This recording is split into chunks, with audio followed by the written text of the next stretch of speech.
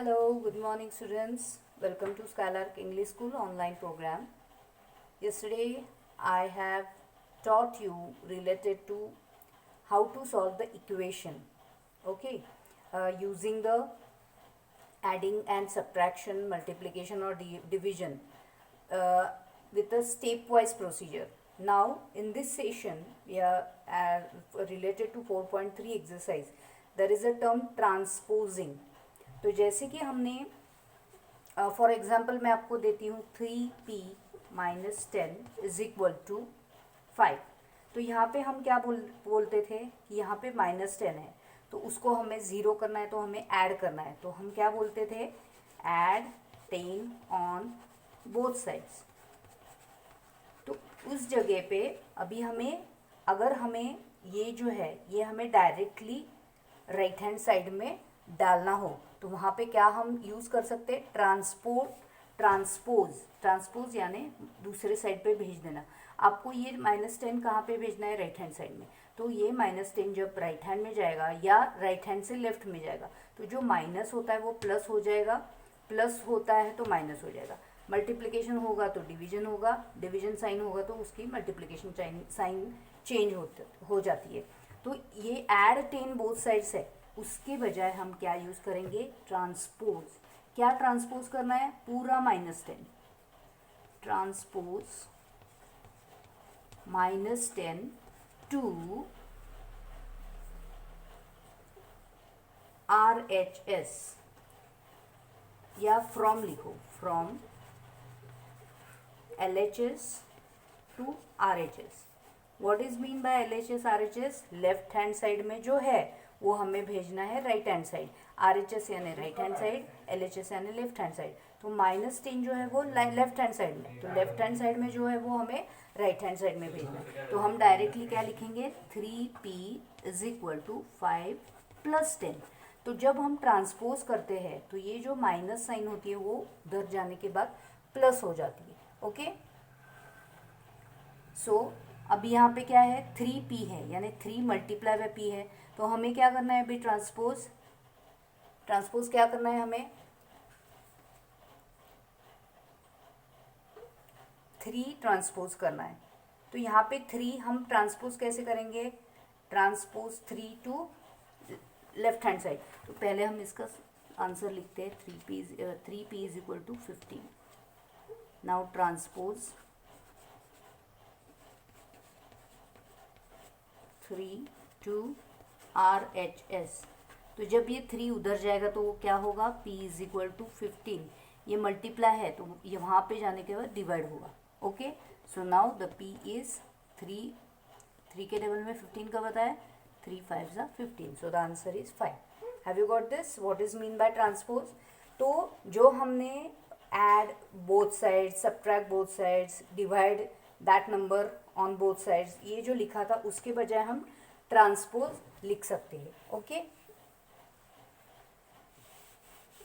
इस तरीके से आपको हमें अगला ये भी करना है. Next I will again show you some example. 4m + 3 is equal to 18. तो पहले हमें क्या करना है, पहले ये ब्रैकेट सॉल्व करके लेनी है. 4 multiply by m + 3 it is same as a multiply by b + c.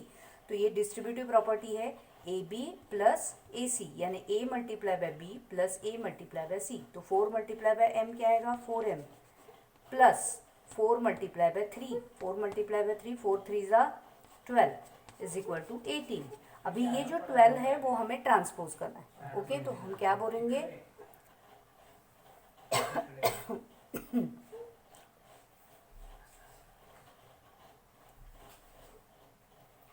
ये ट्रांसपोज कर सकते हैं. और एक मेथड है यहाँ पे, ये जो 4 है ये मल्टीप्लाई है तो वो यहाँ पे डिवाइड होगा. तो इससे क्या करेंगे हम, let's divide 4 on both sides. तो m + 3 इज इक्वल टू होगा 18 डिवाइड बाय 4. ओके, इसका ही मतलब है हम इसका स्मॉलेस्ट फॉर्म में कन्वर्ट करेंगे, सिंपलर फॉर्म में. 2 2 ज़ा 4, 2 9 ज़ा 18. That is m plus 3 is equal to 9/2। ये हो गया।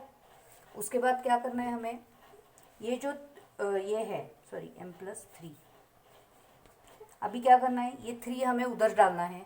तो हम क्या करेंगे, transpose plus 3 to right hand side, इसीलिए m is equal to 9/2।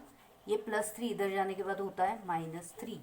Okay, अभी इसमें हम क्या करेंगे, इसका हमारा बेस जो है वो इक्वल करके लेना पड़ेगा, यानी 2 3 = 9 माइनस 3 2 = 6 डिवाइड बाय 2। 9 में से 6 गए 3, 3/2 is your answer. Okay, so your answer is 3/2। So this is the method. ये कर सकते हो या पहले ब्रैकेट सॉल्व करके सॉल्व कर सकते हो, anyhow you can write the answer. Okay, so इसके तरीके से आपको जो है वो पूरा का पूरा एक्सरसाइज जो है नेक्स्ट 4.3 वो आपको सॉल्व करना है। और एक सम में ले सकती हूँ 4.3 में से फर्स्ट ही लेती हूँ, 4.3 का फर्स्ट।